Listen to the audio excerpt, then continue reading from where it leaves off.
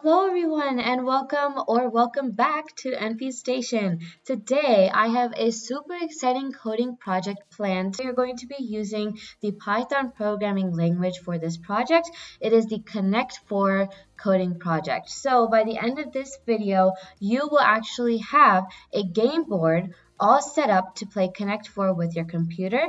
This is going to be split into 3 parts. So in part 1, all we'll be focusing on is creating our game board, organizing it, and just really figuring out how we want to lay it out on our screen. The game board is going to be the first thing that the user sees once they click the run button as well. So it is definitely an important aspect of this project. So let's go ahead and get started.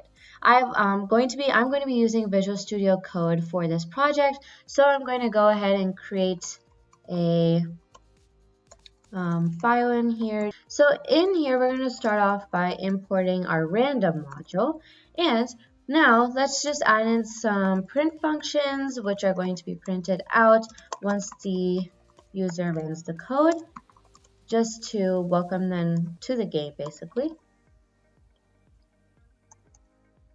And here, just to add in a little divider, I'm just going to add in a few dashes so it really separates these print functions from the game board, which we'll be printing next. Okay, so now what we want to do is actually create an array. First, we're going to create one called possible letters.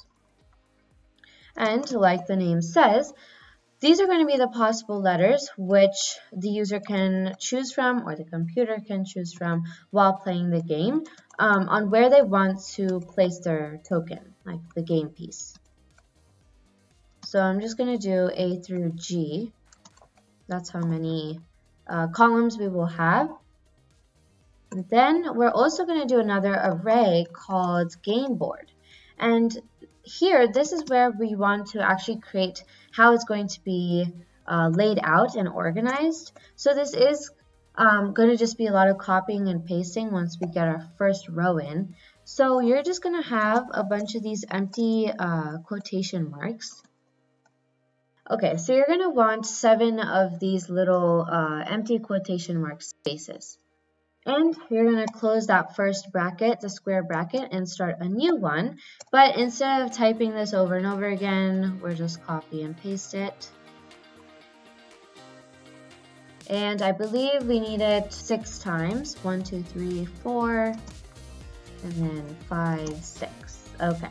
So now that we're done with the game board array, we can move on. Let's create a variable called rows. Set it to 6 because we'll have 6 rows, and columns, we will have 7 columns. You can see there are 7 letters which we have here, and there's going to be 6 of the rows as well. Okay, so now we're done with those arrays and variables. We can move on by creating a method called print game board. And in here, what we want to do is have a print function. And we want this to start on a new line, so we'll use the \n.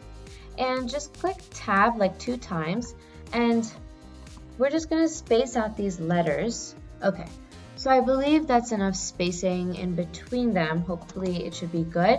We can of course touch it up once we run this later on.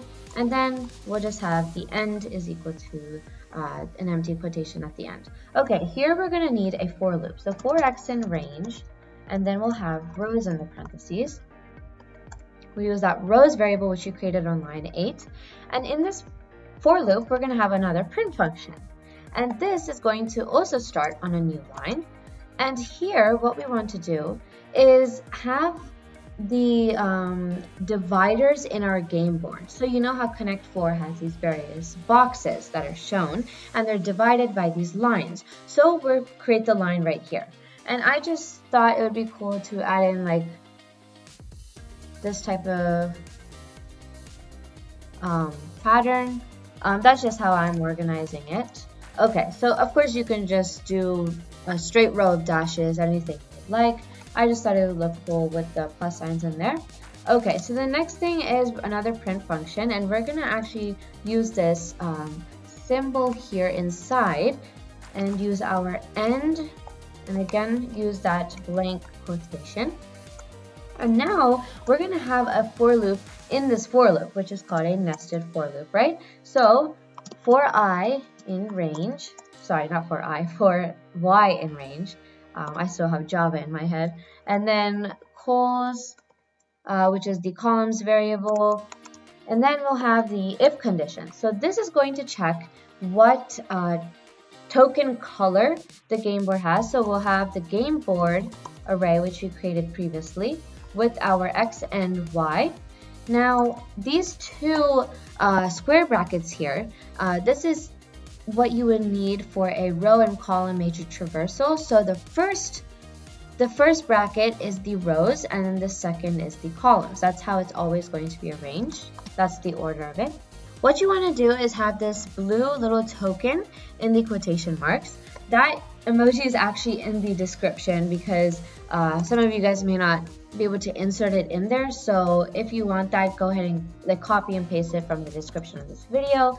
And speaking of the description of this video, I have the code for this whole project linked there. So if you do want to check that out and just want the code, feel free to do that. But I do highly recommend watching the whole video so you get an understanding of what each line of code, really does. Okay, game board. Again, we're using the game board array with the x and y. End is equal to. Now, make sure you're in the same indentation as the first if statement for our elif, and we'll have game board xy is equal to, and here we're going to same thing like before except a red token, which is going to be, I believe, what our computer is going to be using. Okay, and then again we're going to have a print function. Okay, and finally let's end this with an else, and then here we'll print out with a space game board x y end is equal to the space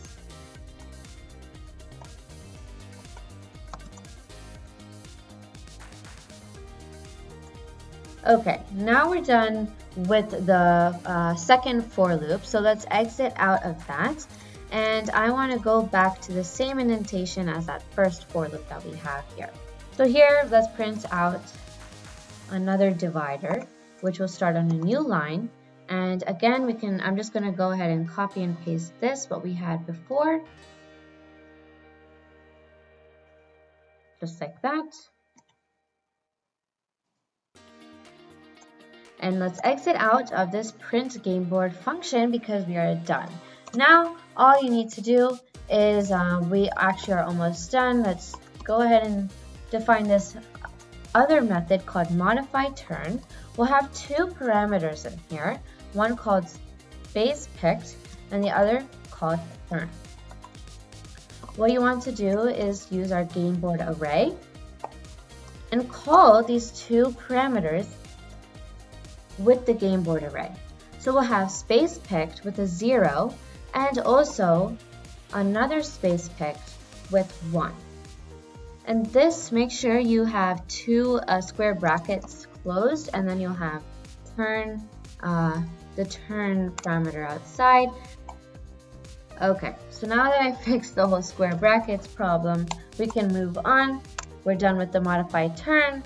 All we want to do is finish this off by saying print game board, right? We need to call that function. If we don't call the function, then it's not even going to be printed on our screen, right? So let's go ahead. Oh, looks like we have this little error. That's because it should be rows, not row. Okay, so we just finished coding the first part of this Connect 4 project. Let's go ahead and run this code and hopefully our game board turns out well.